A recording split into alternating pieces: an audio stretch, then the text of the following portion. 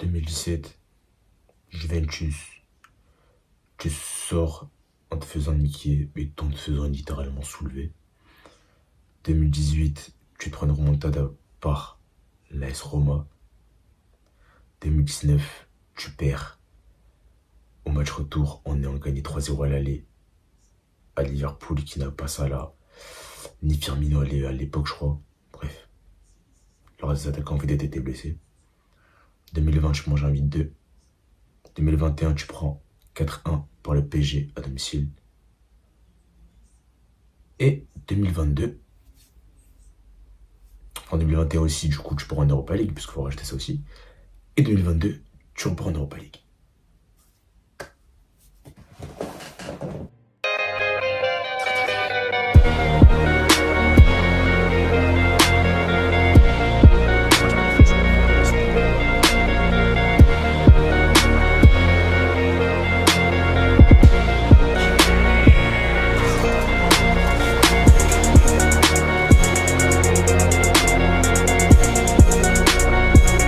Salut l'équipe.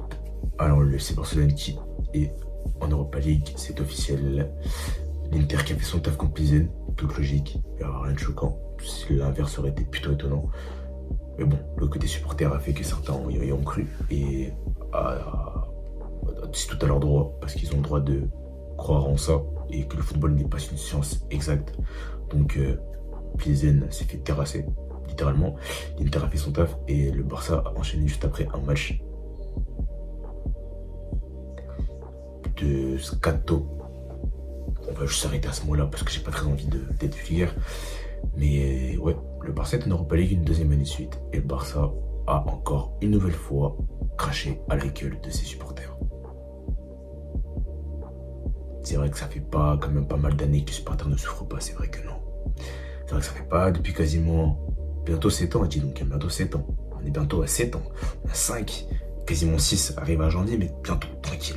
Bientôt à 7 ans, qu'on n'arrive pas à avoir un bout de chemin bien comme il faut en Europe, bien évidemment, je précise, parce qu'en Ligue, ça allait.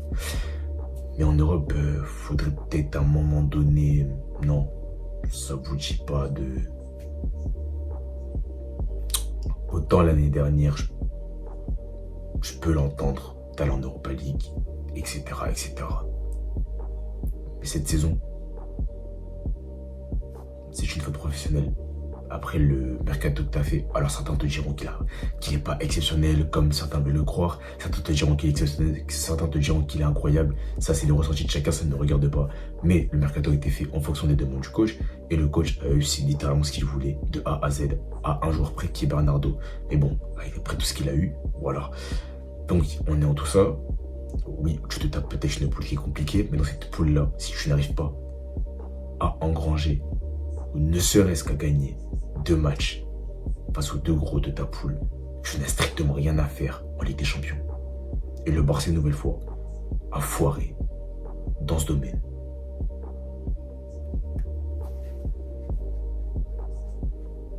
Une nouvelle fois, nous sommes arrivés de l'Europe à se faire moquer partout, parce que dans tous les cas, le Barça est bon qu'à ça. Depuis le Barça, depuis quelques années, c'est que ça.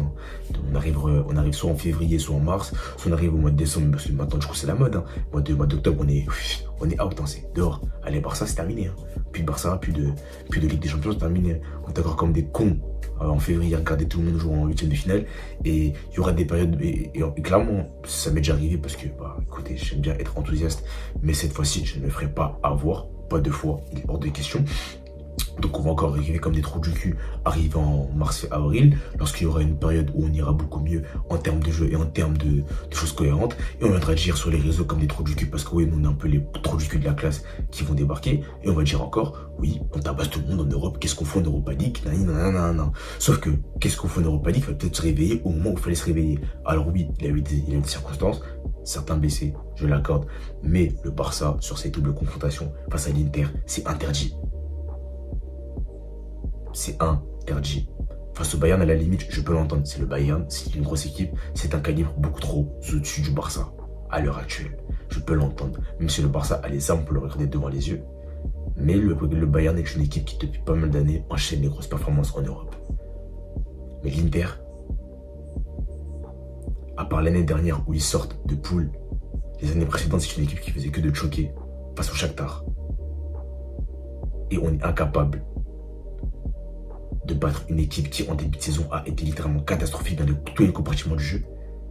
Et bizarrement, bah tiens, qui relance la saison? Qui relance la saison de l'Inter? Ah, c'est nous. C'est nous. C'est nous. Et j'entends plus littéralement plus que oui, je suis en train de tourner pendant la fin du match. Donc le Barça qui prend en plus 3-0 à domicile. Un peu d'honneur les mecs. Un peu d'honneur, un peu de, à un moment donné, commencer à poser des couilles sur la table et il y a un peu de four en vous en fait. Si vous êtes incapable mentalement de supporter le poids qui est le maillot du Barça, vous êtes incapable de surmonter tout ça et de vous dire que ouais, à un moment donné, il faut peut-être stopper cette hémorragie-là, barrez-vous. J'y vise notamment, parce que dans tous les cas, ils sont obligés, vu que c'est eux qui sont là quand même pas mal d'années. Busquets, fin d'année, il faut qu'il se casse. Piqué, fin d'année, il faut qu'il se casse. Alba, fin d'année, il faut qu'il se casse. Bellerin, fin d'année, il faut qu'il se casse. Alonso, fin d'année, il faut qu'il se casse. Roberto, fin d'année, il fait une bonne saison, je le sais, il faut qu'il se casse. T'as des joueurs qui n'ont plus rien à faire ici.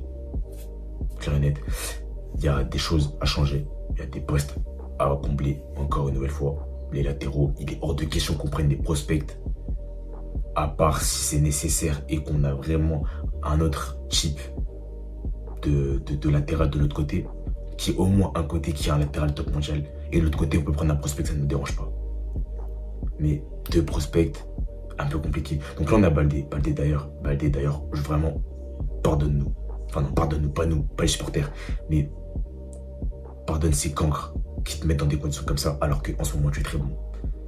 Pedri n'a même pas goûté, ne serait-ce qu'à un quart de finale depuis qu'il est là, depuis 3 ans les gars. Gavi depuis 2 années, il va en Europa League.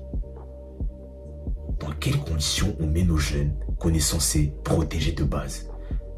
Ils ont 19 ans, 18 ans, c'est que des bambins. Baldé à 18 piges. Et ils sont déjà en train de vivre des choses que les vétérans ont vécues dans le passé. Et le Barça est en train de rentrer dans un cycle qui devient hyper dangereux. Parce que derrière, il y a une phrase qui revenait à l'époque, je vais la citer. Parce qu'en ce moment, à partir de maintenant, je considère qu'on est ce genre d'équipe-là. Et je suis désolé, on a beau être le Barça, vous pouvez dire ce que vous voulez. Mais moi, après ce qui vient de se passer, il est clair et net que oui, le Barça commence à prendre une direction. Il ne me parlait pas de mercato, je n'ai rien à cirer. Commence à prendre une direction d'un nouveau AC Milan. Faire les beaux en Liga, c'est très bien. On peut faire les beaux en Liga matin, midi, soir. On peut faire les beaux, on peut aller terrasser Bilbao, on peut aller terrasser Villarreal, on peut terrasser Valence qu'on va terrasser le week-end prochain. Parce que ça c'est facile. Hein. On sait les Valence, on va gagner 4-0. Et on va commencer à faire les fanfaronnades dans les réseaux. Bref, l'habitude. Mais à part ça, à un moment donné, on est le Barça. On a 4-5 Ligues des Champions. Faudrait peut-être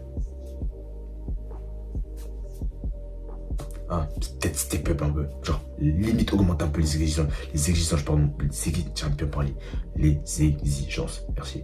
Donc, à un moment donné, il faudrait peut-être arrêter de trouver des excuses, de se dire que oui, alors oui, un Barça ne peut pas être prêt, notamment avec autant de joueurs qui sont arrivés, je l'entends, mais il est inconcevable que le Barça propose un jeu aussi médiocre durant 2 prestations face à l'Inter. Le retour, la défense peut-être te plombe. Mais les 3 buts qu'on met, faut voir la gueule des buts. Est-ce qu'on est si dangereux que ça durant tout le match? J'ai pas trop l'impression. Et le pire, c'est qu'on pourrait perdre. Parce que l'Inter, s'ils sont vraiment si malins que ça et qu'ils jouent bien les coups, on en prend 5-6. 5-6-3, c'est même pas choquant. À l'aller, on est méconnaissable. En Liga, comme je dis, on peut faire les beaux en Liga. En Liga, on peut faire les beaux. On peut faire tout ce qu'on veut. Mais la Ligue des Champions, ça n'a rien à voir. Et c'est pas le concours de celui qui fait le plus beau jeu qui va gagner à la fin. Et la preuve, face au Bayern, on a été bon, on a perdu. Face à l'Inter, au retour, c'était mieux qu'à l'aller, même si j'ai pas aimé le match, hein, c'était mieux qu'à l'aller. On a fait un match nul, on a perdu des points. On a gardé la possession 80% du temps à l'aller, on a perdu le match. Là, le problème, c'est que le Barça va entrer dans un cycle assez compliqué. Et que moi, si des personnes demandent la tête de Xavi, moi, personnellement, je ne le conçois pas. Mais les personnes qui le pensent, ça regarde que elles. Et il faut respecter les avis de chacun. Parce qu'en soi, ils ont leur légitimité de demander la tête de quelqu'un. Parce que moi, leur argument du fait qu'il y ait des personnes avant ce coach-là qui ont été sautés bien avant et bien plus rapidement que lui, je l'entends totalement. Ils ont totalement raison, qu'on le veuille ou non. On a beau pas aimer cet argument-là, je l'entends parfaitement. Des coachs ont été virés pour moins que ça. Et oui, je sais qu'il faut instaurer. Moi, je suis le premier à prôner le fait d'instaurer un climat de. Comment expliquer? Un climat de confiance. Un climat où on va laisser le coach travailler et laisser mettre ses idées en place. Et j'aime pas le fait de virer des coachs à tout va. Notamment que le Barça a enchaîné quand même 3-4 coachs depuis 4 ans. Donc, il faudra peut-être à un moment donné enchaîner une stabilité, ce qui serait assez pas mal, notamment pour le développement de certains joueurs qui en ont besoin. Et quand tu vois le potentiel de certains petits joueurs, tu as besoin de stabilité. Sauf que le problème qui peut très vite arriver, et je n'espère pas que ça arrivera, le seul moyen pour que Xavi soit viré, c'est que son vestiaire le lâche. Est-ce que ça arrivera? On verra durant les semaines à venir. Mais si, en fin de saison, le Barça ne remportait pas la Liga, ni l'Europa League, si Xavi venait d'être viré, on pourrait dire quoi? Je l'aime de ouf. Hein. Je l'aime de ouf. Mais qui dira quoi? Est-ce qu'il a répondu aux attentes? On lui a proposé, on lui a donné ce qu'il a demandé, mais est-ce qu'il a répondu aux attentes? Donc moi j'ose espérer qu'il va rehausser le niveau et qu'il va tout rafler du coup maintenant, parce qu'on n'a plus le choix. Là, notre saison elle commence déjà, là c'est terminé, on n'a plus le temps d'attendre. Est-ce que le Barça va devoir, parce que Xavi va réussir à inverser la tendance et garder le vestiaire avec lui? J'ose espérer et je pense qu'il peut le faire. Par contre, ça passera par des choix forts qu'il va littéralement devoir faire dès maintenant, parce que sinon, les choix qu'il continue à faire à l'heure actuelle, il se mettrait une balle dans le pied. Il a un des exemples aujourd'hui, c'est Busquets. Son match aujourd'hui, si je parle de son match. Et vous savez l'amour que j'ai pour lui. Si je parle de son match, la chaîne va sauter. Enfin bref, le Barça qui est en Europa League, je pense qu'on ne va pas non plus durer très longtemps là-dessus. Tout ça pour dire que, rebelote, hein. On va aller retrouver Manchester United de Cristiano Ronaldo. Et on va se cantonner à regarder les autres jouer le mardi soir et le mercredi soir en 8e de finale pendant que nous, on jouera le jeudi soir. Voilà. Franchement, j'ai mal à mon Barça. Très très mal à mon Barça et on est supporters, on va devoir supporter malheureusement et on va devoir faire avec. Et ceux qui ne sont pas prêts pour ça, écoutez, s'ils peuvent quitter le bateau totalement, c'est leur droit. S'ils font ce qu'ils veulent, personne ne va juger quelqu'un parce qu'en soi, je peux les comprendre au vu de ce qui se passe depuis 2017. À un moment donné, les gars, vous n'avez pas demandé à des êtres humains parce que chacun a son ressenti et l'année dernière, le Barça m'a bousillé. Ils m'ont bousillé, ces chiens, ils m'ont littéralement bousillé. Cette saison, j'ai décidé de prendre ça comme de la rigolade, puisqu'en soi, ça sert à rien de prendre ça trop à cœur, parce qu'en soi, c'est du football. Et je me dis qu'en soi, j'ai beaucoup de choses beaucoup plus importantes que ça. Donc, on verra bien comment ça se passait. Mais en tout cas, c'était la fin de la vidéo. N'hésitez pas à dire dans les commentaires ce que vous en pensez du Barça encore en Europa League, si pour vous c'est une grosse désillusion, si pour vous Xavi doit être viré à l'heure actuelle, parce qu'en soit des personnes le pensent, donc n'hésitez pas à dire dans les commentaires. En tout cas, on se retrouve prochainement pour un nouveau sujet. En tout cas, c'était Akram.